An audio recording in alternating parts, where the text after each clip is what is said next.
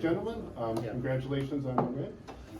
Per NCAA protocol, we're going to ask the coach to make a statement first, and then questions and answers, and hopefully every player gets a question here as well. So, Coach, if you want to start off with an opening statement. What an unbelievable game. The atmosphere is something that I don't know if will ever be replicated in my career. Hats off to Coach Gard, one of the all-time Hall of Fame coaches. And it was just honestly an honor and a blessing to be in this game, to play in it. And we're just so thankful and grateful that we came out on top, and we get to continue the magical journey with these guys in front of me. And we'll open up the floor for questions here. Jacob, take us through the moment when you got fouled on the three-pointer with 0.5 seconds left. Yeah, I mean, honestly, that's it's a moment you dream about, being in that type of situation. You know, being in there, being around these guys, them just trying to keep me cool in that situation. Obviously, I was able to hit the first two, call a timeout. Obviously, the next one went in and out, but, you know, I missed that free throw, and these guys picked me right up. You know, we talked about going to OT, and it was like, you know, I felt so confident because these guys were just keeping me afloat the entire time. So, you know, I'm just happy we were able to pull it out, and, you know, it's just a blessing to play with these guys. Jacob, how missing that free throw, you go to overtime, they hit the first basket, you're down 3. Yeah. Why did it not go their way after that point? I think you had 7 in the extra session. Yeah. What was different?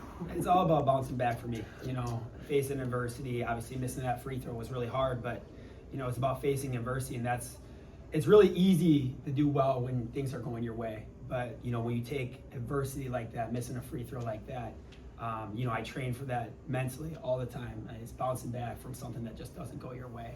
And, you know, I'm just very, very blessed and very thankful to God that He allowed me to bounce back in a good way. Why don't you talk about that team's second half three-point shooting? Really couldn't hit much in that first half. And I don't know what media timeout it was, but at one point we were 8 of 12 from 3. What was the difference?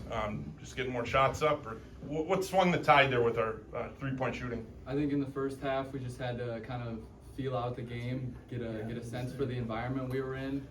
It took a little while to get going, but at halftime, Coach A came in. He just said, if you're open at all, you know, we rep these shots every day. This is what we do constantly. You just got to be confident and let it fly, and know that these guys to the right and left you, they love you, and they're gonna get an old board if you miss. They're gonna be there for you in whatever way they can, and when it goes in, we're all gonna celebrate together because we love each other.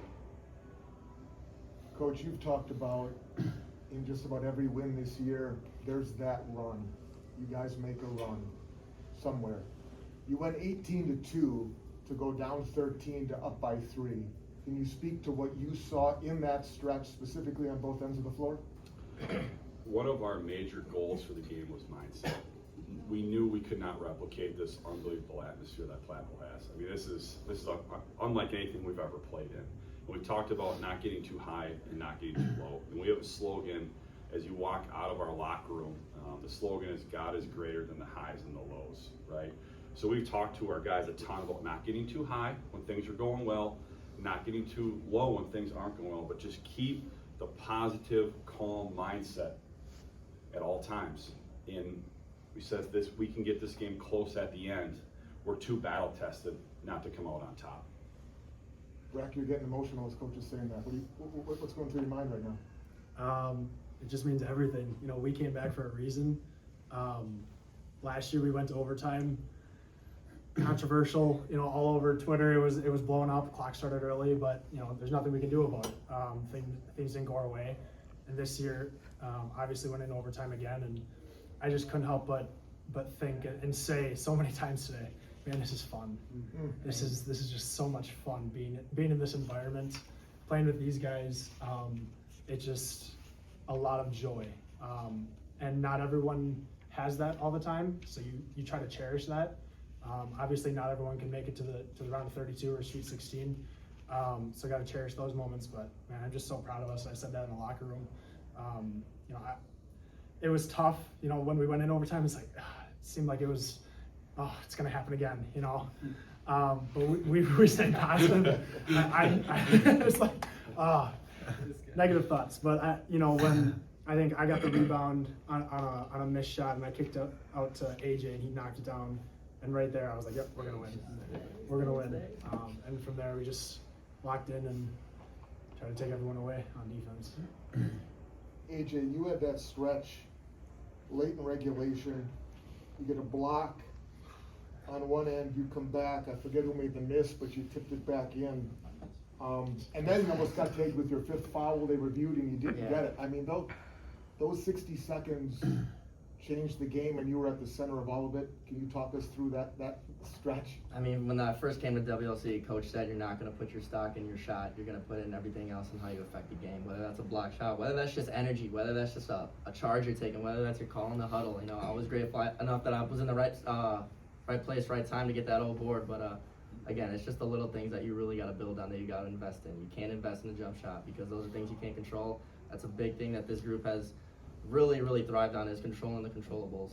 And again, we did it again today, I think, to the best of our abilities. And AJ's the X factor of our team. You know, everyone always, us three get a lot of props for the points, and Hef gets a lot of props for the 3-point percentage and 3-point makes. Not enough people talk about AJ, and he's our energy guy. He's that X factor that, you know, he took over today on the defensive end. You know, it was awesome to watch. Grayson, can you speak to the physicality, especially at the guard position? I mean, you know how physical it gets inside, but man, it was rough along the perimeter, and when you look to drive like you do. Yeah, I mean, you know, that's a very disciplined team. They're physical. They don't want you to get inside and get any easy ones. And you know, you've seen me play before. That's, you know, kind of where I make my bread and butter. You know, I had some low moments for sure, but these guys just kept imploring that I stay aggressive and continue to try and make the right reads. And I just, you know, battled through that, continued to try to fight. And I knew if we continued to stay physical with them, that it was going to wear on them. They were the team that came in with the mojo and the confidence that they were the better team.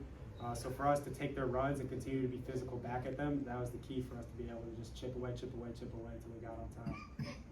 2 questions for Jacob, kind of related. Did you think you'd get another chance once it went to overtime? And how much did you want another chance once it got to overtime? Yeah, I wanted to redeem myself. You know, I'm confident in my free throw shooting ability, and you know, the ball went kind of in and out, and I knew that if I get into that situation again, then I would be able to prevail. Last question, Coach, here, to sum it up. Next weekend, you step on the floor, and you guys are making history by being in the Sweet 16. What does this mean for you? It means a lot, but we've told our guys all the time, we're not going to put our identity in our wins and losses. They play basketball, I coach basketball, but that's not exactly who we are. You know, we're children of God. We love this game, but win or lose, we're going to work hard to do it the right way and just have fun and enjoy the journey. You know, this is something, been a head coach 17 years. I've never witnessed anything like this before, and I just have to sink it all in. You just don't know when the next time it's going to come. I had to bring these 5 up because they're special. I'd be remiss if we didn't talk about the other guys in the locker room who might not get as much credit as they deserve. I've been saying all year. We have 4 phenomenal assistants that truly put together the whole game plan. I just sat in the back of the classroom and let them work. And without all the stuff they do behind the scenes to keep this group together, we would not be in this point. So just so thankful and grateful that we can let the journey go another week. Thank you, Coach. Thank you guys. Kylie, Thank take a you. picture.